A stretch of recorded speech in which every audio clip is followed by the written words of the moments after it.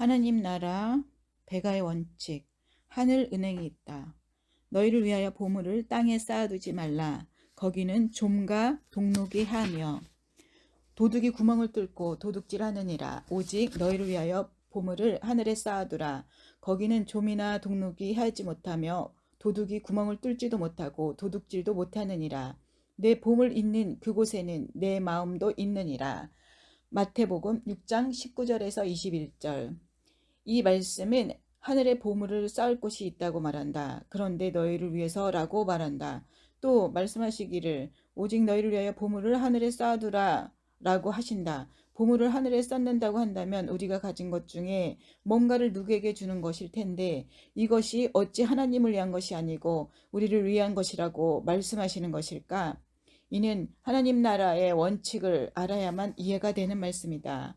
하나님께서 만드신 모든 것은 배가의 원칙이 적용된다.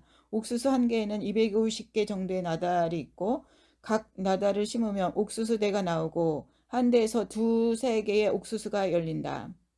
옥수수 한 개를 심으면 500개에서 750개의 옥수수를 수확한다. 옥수수 두 개를 심으면 1000개에서 1500개를 수확하고 세 개를 심으면 1500개에서 2250개를 수확한다. 또 감나무 한 그루를 심으면 수백 개의 감이 열린다. 바다의 광어는 수백만 개 알을 낳는다. 성경에서 말하는 30배, 60배, 100배는 기본적인 숫자다. 조 한 개를 심어서 한 주기를 얻어 세어보면 약 24,000개 정도의 좁쌀이 나온다. 하나님은 배가의 원칙으로 우리에게 먹을 것을 풍성하게 넘치게 주신다. 하나님께서 재물에 관해 우리에게 말씀하실 때 농사의 비유로 말씀하신다. 이것이 곧 적게 심는 자는 적게 거두고 많이 심는 자는 많이 거둔다 하는 말이로다. 각각 그 마음에 정한 대로 할 것이요 인색함으로나 억지로 하지 말지니 하나님은 즐겨내는 자를 사랑하시느니라. 고린도후서 9장 6절 7절. 하나님은 헌금을 말씀하실 때 농사 짓는 비유로 심고 거둔다라고 말씀하신다. 성경에서 재물에 대해 우리에게 가르치실 때 이렇듯 심고 거두는 농사의 비유로 가르치시는 이유가 있다. 재물을 심고 재물을 거두는 삶이 있다는 것이다. 성경에서 소개하는 하늘 은행이 있다. 하늘은행에 저축하기 1. 가난한 자. 앞에서 빚쟁이 하나님을 우리가 보았다. 가난한 자를 돕는 자는 넘치도록 축복을 받는다는 하나님의 약속을 보았다.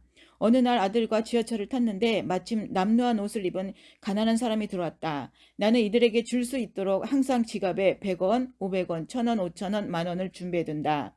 내가 지갑을 열려고 하는 순간 아들이 나를 막아서며 말했다. 어머니, 저 하늘은행 통장은 제가 먼저 발견했어요. 어머니는 다음 통장을 이용하세요. 아들이 1000원을 꺼내어 그에게 주었다. 나는 참으로 흐뭇했다. 하나님의 재정 원칙이 대를 이어 흘러가는 것을 보았다. 어떻게 아들이 그런 생각을 했을까? 아들은 내가 완전히 망하는 것을 보았고 함께 눈물의 간장밥을 먹었으며 다시 성경적 재정 원칙으로 성공하는 것을 옆에서 다 보았다. 아들은 가난한 자들에게 심으면 배가 되어 거두게 된다는 말씀을 믿었다. 우리 집에서 가장 부자는 아들이다. 주머니와 통장에 늘 돈이 있다. 왕의 재정학교를 개강했을 때 등록금을 내지 못한 학생이 있었다. 그런데 아들이 모아둔 용돈으로 이들을 섬기는 모습에 모두가 감동했다. 어느 날 유진이가 말했다. 어머니, 보통 대학생들이 졸업할 때 학자금 대출 등으로 3에서 5천만 원씩 빚을 지고 졸업하잖아요. 저는 졸업할 때 아파트 한 채를 살 거예요. 나는 깜짝 놀라서 물었다. 어떻게 그럴 수 있는데? 아들은 몇 개의 통장을 들고 왔다. 주택청약통장, 대학 입학금 통장, 자유적금 통장, 자유입출금 통장이었다. 어머니가 강의해 주신 대로 용돈을 봉투로 다 분류해 저축했지요. 30%는 기부금, 20%는 무조건 저축, 나머지 50%는 제 용돈을 쓰는데 그것도 많아서 가난한 사람이나 절대 필요가 있는 곳에 또 흘려보내고 있어요. 점점 용돈이 많아지니까 저축도 많아졌어요. 우리 집에서 제가 최고로 부자예요.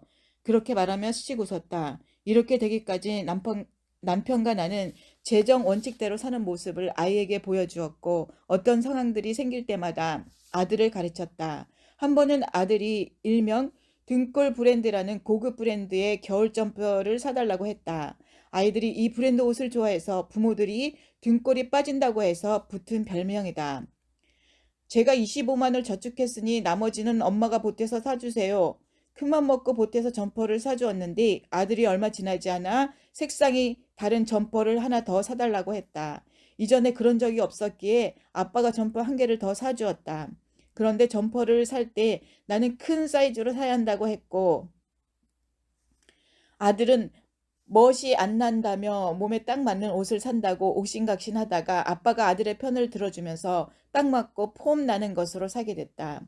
나는 비싸게 산 옷을 쑥쑥 크는 아들이 다음에는 못 입을 것을 생각하니 기분이 상했다. 그래서 아들에게 말했다. 겨울 점퍼를 몸에 딱 맞게 샀기 때문에 내년에 못 입으면 다시 안 사줄 거야.